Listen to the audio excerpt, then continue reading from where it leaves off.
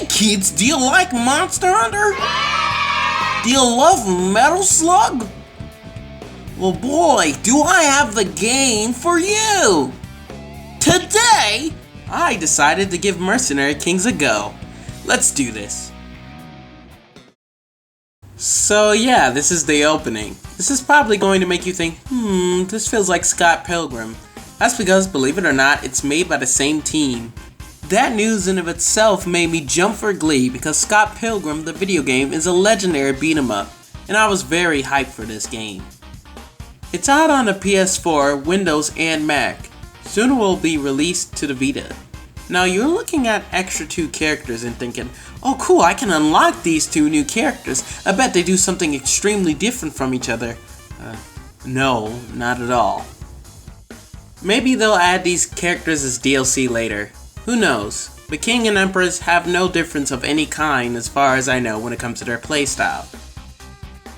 So 2 scientists are working on a bioregenerating formula called the Mandrake Project on Mandragore Island.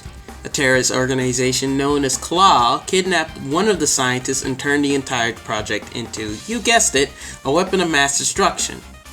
Your job was to get him back, but the rescue mission was a complete failure. Claw ripped everyone into shreds the second they landed. They were only able to find and patch up King and Empress using the Mandrake formula, and your job is to take down Claw. Commander Baron, the leader of the Claw, is even stereotypical dictator villain who wants to take over the world and plunge it into darkness for mostly shits and giggles. That's essentially it. It's obvious the game isn't focused on the story anyways. It was just supposed to be an excuse to stop the bad guys from taking over the world. The game's a 2D action platformer in the vein of Metal Slug. It focuses on a large amount of customization to create whatever you really want. You can also add mods to give your Merc Kings more abilities that work similar to perks. You can also craft armor, knives, food, flags, and other things in the hub world. Merc Kings, for the most part, rely on speed and reflex to dodge enemy attacks. It's still not as fast as you think because a lot of enemies take considerable amount of patience to bypass and open up their weak spots, especially the bosses. Scott Pilgrim definitely let their talent shine in this part. The beautiful 32-bit aesthetics will keep your eyes very pleased. The chiptunes, beautifully crafted, will keep you on your toes and remind you of younger days of the SNES and Sega Genesis. The sound effects aren't anything to write home to, but I wasn't really expecting much from it. Technically, there's not much to really say here. The modded scene's barren and consists of nothing but language changes. The customization is almost nowhere to be found when it comes to the game itself. Unfortunately, this game falls short on many ends. The bosses and level gets extremely repetitive. You have around a handful of maps that you have to spend 20 hours in, and it's the same missions over and over again. Rescue hostages here, gather materials, kill the boss, or destroy the thing there. The game has an annoying habit of making you face the same bosses over and over again, but this time you have to catch them or face the bosses or just color palettes with different elemental attacks. It becomes a chore to get through. It has almost none of the positives of either game they're making homage to.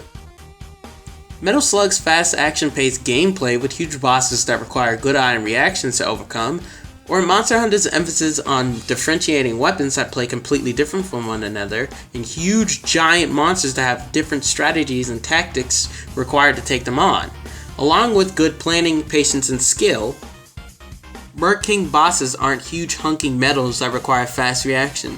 They're for the most part slow and have certain invulnerable states that require you to either take a hit or dodge it. Obviously, you're going for the latter. Planning isn't really necessary. You can bring grenades and shock bombs, but they don't really help as much. Just go up to the chef and make something to eat, then you're good to go.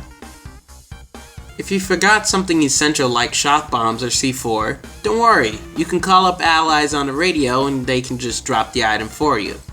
There's also certain spots on the map that give you the supplies you need in case you don't want to use a radio. I haven't even told you about the fact that enemies respawn the second you leave the screen. This can be beyond irritating because you only have so much time, health, and lives in the mission. Honestly, this game disappointed me beyond belief. It wasn't offensively bad like Ride to Hell Retribution, but the premise alone was enough to make my mouth water, and when I actually got and played it, it was at best mediocre. Those are the ones that hit the most for me.